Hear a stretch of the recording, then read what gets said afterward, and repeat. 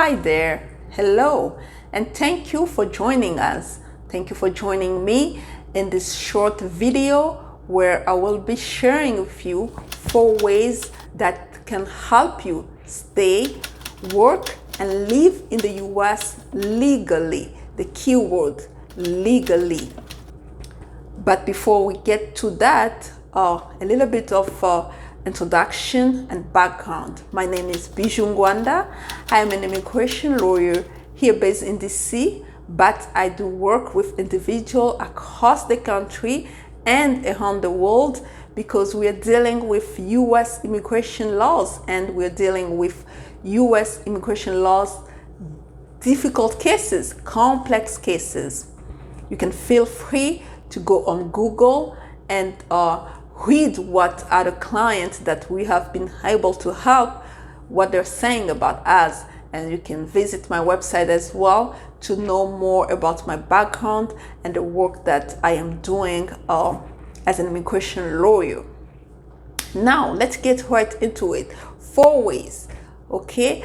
We know that immigration is divided, the way I divide it, at least in 4 categories. We have the humanitarian side, we have the family side, we have the self side, and then we have the employment side. When it comes to humanitarian, the way you can stay and work in the US and pretty much stay legally is by, number 1, applying for asylum if you qualify. If you're qualified for asylum, you can apply. And once asylum is granted, you wait for a full year, then you apply for a green card. Voila, you stay in the US and you work legally. Another way will be if you are a victim, God forbid, but things happen. If you become a victim of a crime, qualifying crime, that's the key word, qualifying crime in the US on the American soil, you can be qualified to apply for a U visa or a T visa. At that point, after it is granted, you can apply for a green card. That's humanitarian ways. And again, there are a lot of humanitarian ways, again, that can help you if you have a US citizen child. For example, if you apply for asylum and asylum does not work, you are granted withholding of removal. Having a US citizen child can strengthen your case in order for a judge to grant you withholding of removal. And if you go through the process, it still doesn't work, you can still stay and work in the US if you apply for stay of removal, provided that you have qualifying relatives, for example, US children. Or the alternative, humanitarian parole, to care for a sick child if you happen to have one. Or defer medical actions to care again for yourself or a sick child, US sick child. Then you can stay, have a work permit, and work legally in the US. Those are humanitarian ways. And we go to the second way, the second category, family-based.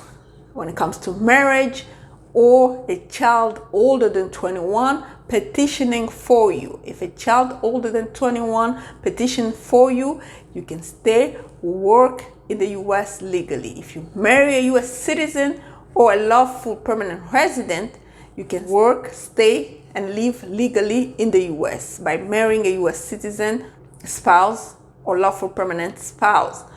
But the thing is, with marriage has to be entered in good faith. And as far as a child petitioning for you, the child has to be a US citizen. That's family-based category.